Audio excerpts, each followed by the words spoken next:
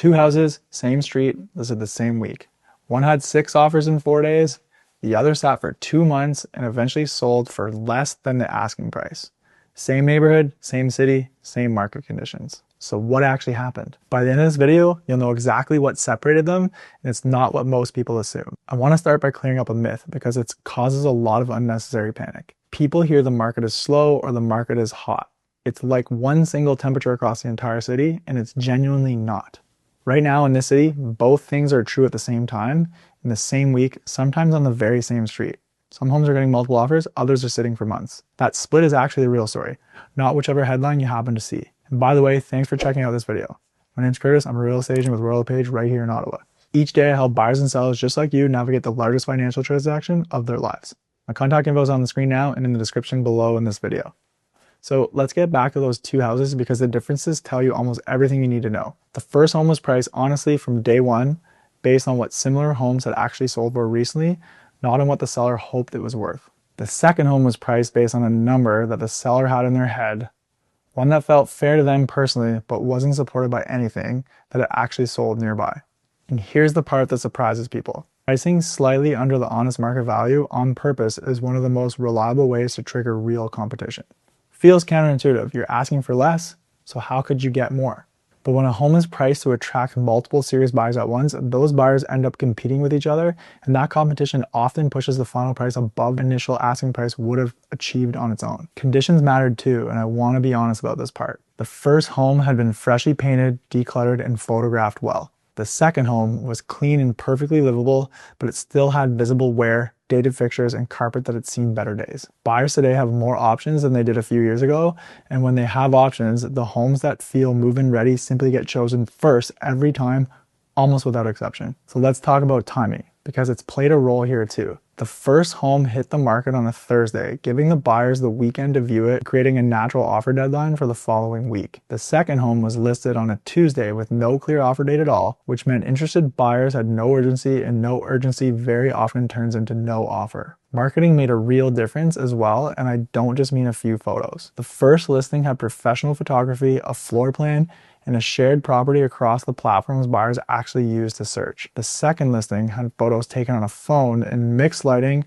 at a time of day that didn't flatter the space. Buyers scroll past homes in seconds online now, and a listing that doesn't stop the scroll never gets a chance to be seen in person at all. I also want to talk about what happens when a home sits for a while, because it compounds in a way sellers don't always expect. Once a home has been on the market for 3 or 4 weeks without an offer, buyers start to wonder why. Even if the actual reason is something fixable like pricing or photos, buyers assume there's a hidden problem, and that assumption makes the lowball even harder than they would have on day one. The second home's eventual sale price reflected that stigma, not just the market. So here's the honest truth about the market, and that headlines rarely capture. In any given month in this city, well-prepared, well-priced homes are still getting real competition.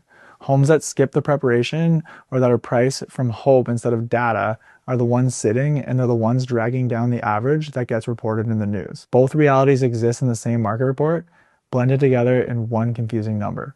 And if you're planning to sell soon, here's what I want you to take from these 2 houses. The market conditions you'll face aren't fully outside of your control, the way headlines make it sound. Pricing strategy, presentation, and timing are levers you actually get to pull, and pulling them well is often the real difference between a bidding war and 60 days of silence, more than whatever the broader market happens to be doing that particular month. I also want to mention buyer behavior for a moment because it explains why the split happens so consistently.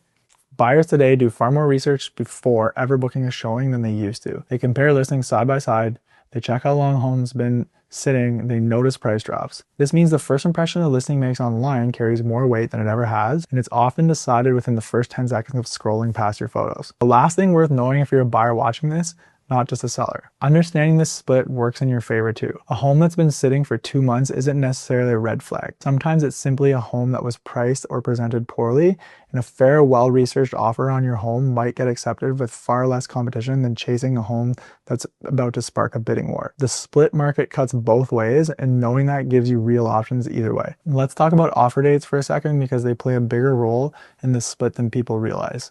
When a seller sets a specific date for offers to be reviewed, it creates a shared deadline for buyers to respond psychologically, even if they'd otherwise take their time deciding. Without that structure, Interested buyers often assume they have more time than they do, and by the time they act, someone else has already moved. So that's part of why the first home in our story attracted real competition, and the second one never built any momentum at all. I also want to talk about what multiple offers actually looks like in practice because it's often misunderstood. It doesn't always mean a chaotic bidding war with prices spiraling upward. Sometimes it simply means 2 or 3 well-qualified buyers submitting clean, close offers around the same time, and the seller choosing the strongest overall package, not necessarily the highest number. Preparation on the buyer side, a strong pre-approval, flexible terms, clean conditions matters just as much here as pricing does on the seller side. So here's something else worth understanding about buyer psychology in a split market like this one. Buyers have been searching for a while, developed an instinct for which listings feel off, even if they can't articulate exactly why.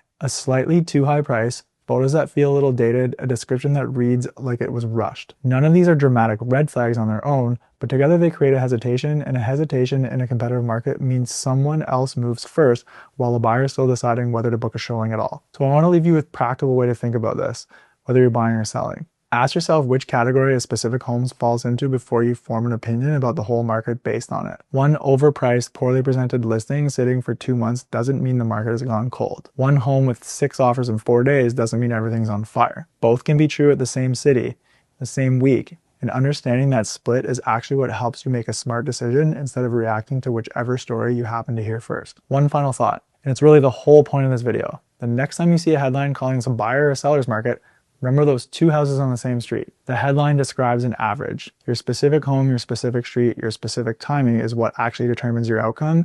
And that's the part worth spending your energy on, not the debate happening in the comment section under a news article. If you're getting ready to sell it and you want an honest read on whether your home is set up to be the first house or the second one, I'm happy to walk you through it, no pressure at all. Sometimes just knowing which category you're in changes the whole plan.